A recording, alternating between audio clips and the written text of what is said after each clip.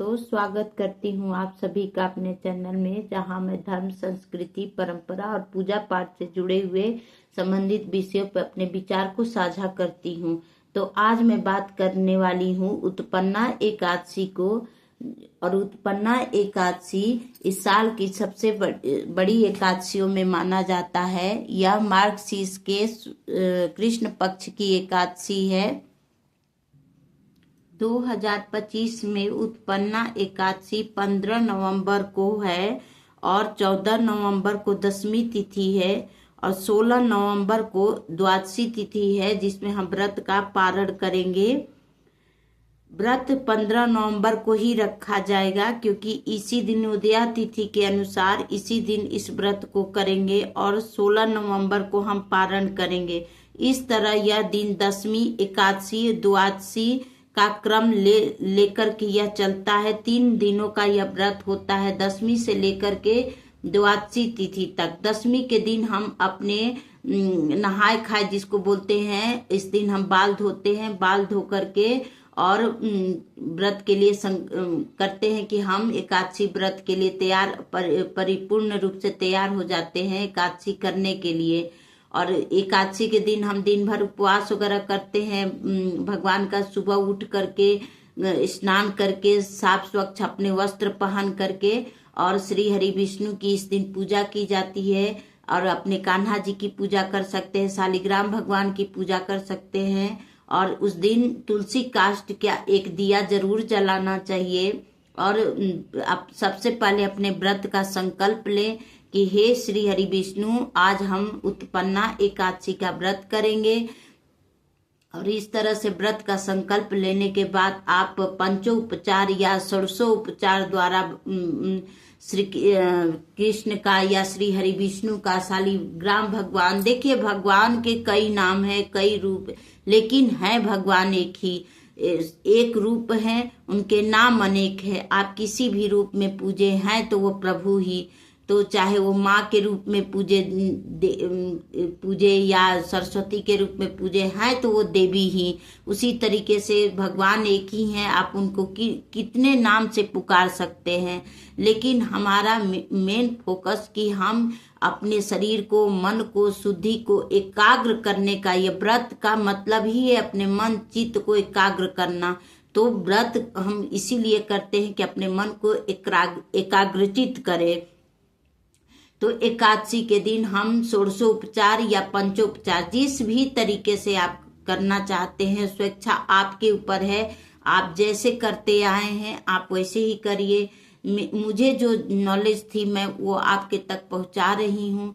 तो उस दिन आप पूजा करिए अपने प्रभु को, तुलसी जी के पास दीपक जरूर जलाइए और भगवान को भोग लगाइए। ध्यान रखिएगा कि चावल का प्रयोग उस दिन नहीं करते हैं। उस दिन पूजा पाठ में भी चावल का प्रयोग नहीं करते हैं और घर में खाना भी नहीं बनाते। मान लीजिए कि जिसका व्रत है वो तो नहीं खाएगा, लेकिन बाकी जो लोग हैं वो भी उस दिन चावल नहीं खाते हैं, क्योंकि ऐसा लोकाचार में बोला जाता है कि कीड़े का जन्म होता है, तो इसलिए चावल नहीं खाया जाता। अभी कितना सच है कितना झूठ है वो मैं नहीं जानती, लेकिन ऐसा मैंने सुना है कि लोग बोलते हैं कि चावल खाने से कीड़ा का जन्म होता है। और देखा तो किसी ने नहीं है, लेकिन फिर भी जो हमारे बड़े बुजुर्ग जो हमारे पहले से नियम बना दिए हैं, हमें उसको मानना चाहिए और करना चाहिए।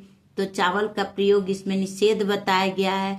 आप अक्षत जैसे हम लोग चढ़ाते हैं तो सफेद चावल चढ़ाते हैं, तो आप उस दिन सफेद तिल का इस्तेमाल करिए या काला तिल भी कर सकते हैं। अगर सफेद नहीं है आपके पास तो काला तिल तो सबके पास मिल जाएगा, तो उस दिन तिल का प्रयोग कर सकते हैं, धान का कर सकते हैं, गेहूं का कर सकते हैं अक्षत के रूप में, कुछ नहीं तो चना दाल कर सकते हैं, लेकिन चावल नहीं किया जाता है।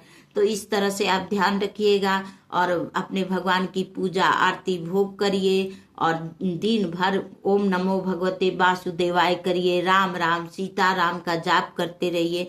देखिए हम लेडीज को कभी फुर्सत नहीं मिलेगा कि अपने घर के काम से, लेकिन इसी में थोड़ा समय अपने प्रभु के लिए, अपने इष्ट के लिए भी निकालना है।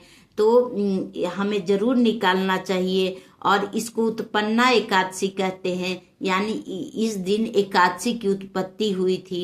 एकादशी देवी माँ की उत्पत्ति हुई थी। यही जगत जननी माँ जगदम्बा हैं जो हर रूप में विराजमान हैं, तो इनकी उत्पत्ति हुई थी एकादशी माता की। और जो भक्त या जो इस दिन जैसे व्रत उठाना चाह रहा है तो वो उस दिन व्रत उठा सकता है, और सोचने की बात नहीं है, क्योंकि इसको उत्पन्ना एकादशी कहा ही जाता है। एकादशी की उत्पत्ति ही इसी दिन से हुई थी, तो आप बेझिझक इस दिन से व्रत को उठा सकते हैं जो पहली बार व्रत करना चाह रहे हैं। देखिए, हमसे जितना बन सकता है, हम प्रभु के जितना नजदीक जा सकते हैं, हमें अवश्य जाना चाहिए। देखिए, जो लोग व्रत नहीं कर सकते, कोई बात नहीं, कभी कभी शरीर की अस्वस्थता होती है जिसकी वजह से हम व्रत नहीं करते, या हमारा कोई परेशानी होती है, या हम नहीं ही करना चाहते हैं, तो कोई बात नहीं। प्रभु का जुड़ाव तो कैसे भी हो सकते हैं। आप एक फूल चढ़ा कर भी प्रभु से जुड़ सकते हैं। तो प्रभु भावना के भूखे होते हैं। मेरे हर वीडियो में हम हमेशा भावना पे बात करते हैं। जाकी रही भावना जैसी, प्रभु मूरत दिखई तिन तैसी। तो जैसा आपकी भावना रहेगी, भगवान आपको वैसा ही दिखाई देंगे। कोई बात नहीं, हम व्रत नहीं कर सकते हैं तो क्या हुआ, लेकिन अपने भाव तो व्यक्त कर सकते हैं। जरूर अपने प्रभु के पास 4-5 फूल ही लेके उनके पास पहुंचिए, लेकिन पहुंचिए जरूर। मैं हमेशा ये बात बोलती हूँ। तो इस तरह से आप कर सकते हैं। द्वादशी के दिन देखिए, आप सरसों तेल में खाना उस दिन नहीं बनाया जाता है, सरसों तेल में नहीं खाना खाया जाता है। आप सूरजमुखी का तेल से आप अपने खाना बना सकते हैं, या घी से बनाइए। और एक टाइम ही द्वादशी तिथि को भी भोजन किया जाता है, तो आप एक टाइम ही भोजन करेंगे। और देखिए, शाम को जब आप पूजा कर लेते हैं, उसके बाद से आप खाना खा सकते हैं, तो रोटी सब्जी जो खाना है आप खा सकते हैं। लेकिन दिन में जब पारण का समय है तो आप एक ही टाइम खाना चाहिए। और अगर मान लीजिए कि जैसे सुबह सुबह हम लेडीज को व्यस्तता रहती है कि चलो पूजा कर दिए, आप खाना बनाएंगे, वो करेंगे, तो बहुत लेट हो जाएगी।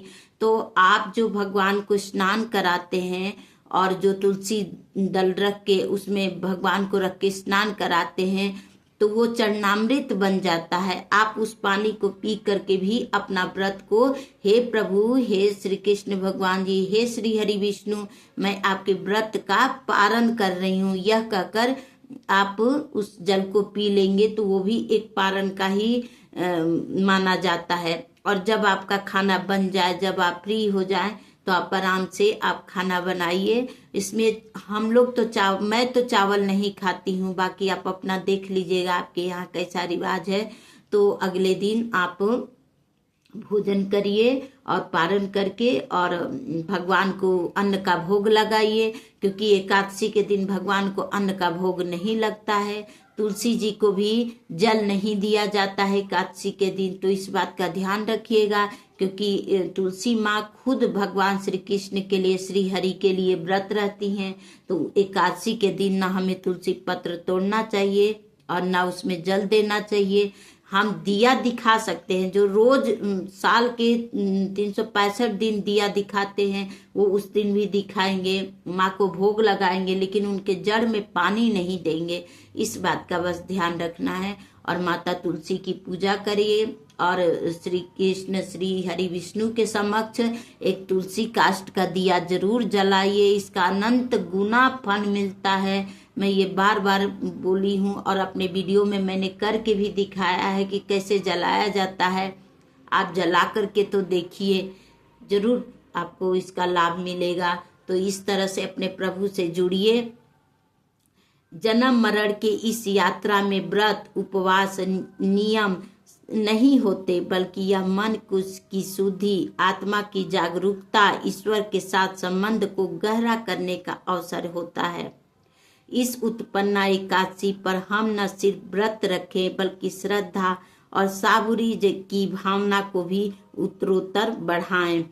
इस पवित्र दिन को हम सभी मिलकर श्रद्धा से मनाएं, व्रत रखें, भजन करें, ईश्वर को याद करें और जीवन में सकारात्मकता का परिवर्तन लाए। इसी के साथ मैं अपने वीडियो को यहीं समाप्त कर रही हूँ। आशा करती हूँ कि आपको मेरी दी हुई जानकारी आपको पसंद आई होगी, और अगर हमारे वीडियो में आपको कुछ भी अच्छा लगा हो, मैं जानती हूँ कि मैंने बहुत तुच्छ जानकारी दी है, आप सभी लोग मेरे से बहुत अच्छा ही जानते होंगे। जो शुरू से करते आया है उसको क्या बताना, लेकिन जो नए हैं, जो नहीं जानते हैं, वो जरूर मेरी इस बात को समझेंगे।